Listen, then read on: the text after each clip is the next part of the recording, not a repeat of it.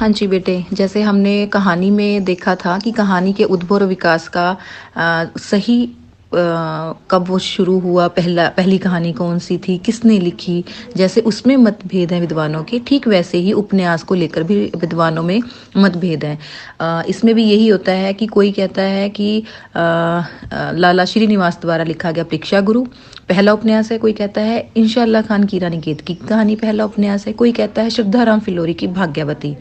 ठीक है, तो लेकिन ये है कि इन सब में से जिसको मान्यता दी गई है वो है श्रद्धाराम फिल्लोरी की भाग्यवती। ऐसा माना जाता है कि इसमें वो गुण देखे जा सकते हैं जो एक उपन्यास में होने चाहिए।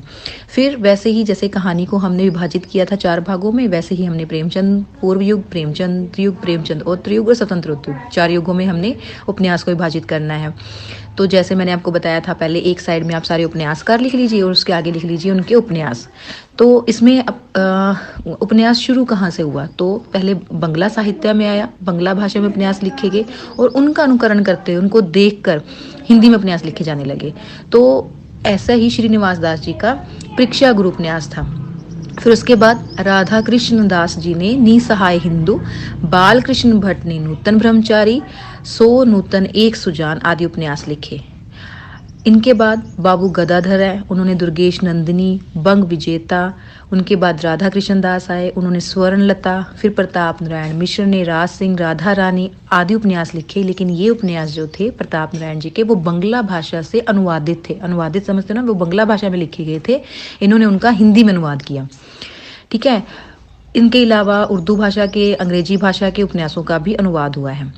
फिर उसके बाद आते हैं कि इस दौर में यानी प्रेमचंद पूर्व युग में जो मुख्य उपन्यासकार थे जो उभरे हैं वो है देवकी नंदन खत्री। उनका जो चंद्रकांता उपन्यास था वो इतना प्रसिद्ध हुआ कि उसको पढ़ने के लिए लोगों ने हिंदी सीखी।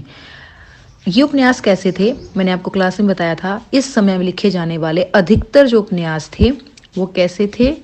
जासूसी उपन्यास और तिलिस्मी थे, जिसमें जासूसी की जाती है कि इसके पीछे कौन है, रहस्य होता है। उसमें तिलिस्म होता है जिसमें जादू के क्षणों का प्रयोग किया जाता है कि इसमें जादुई कोई चीज़ मिला देती है कि पात्र एक ऐसी चटाई लेते हैं जिसमें उड़ने लग जाते हैं। ऐसा घर होता है जिसमें एक खुफिया दरवाजा होता है। इस तरह के खुफिया, जासूसी और तिलिस्मी उपन्यास लिखे जाते थे।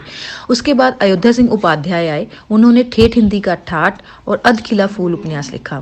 फिर आए लज्जा राम मेहता, उन्होंने हिंदू ग्रस्त, आदर्श दंपत्ति और द्रुत रसिक लाल उपन्यास लिखे।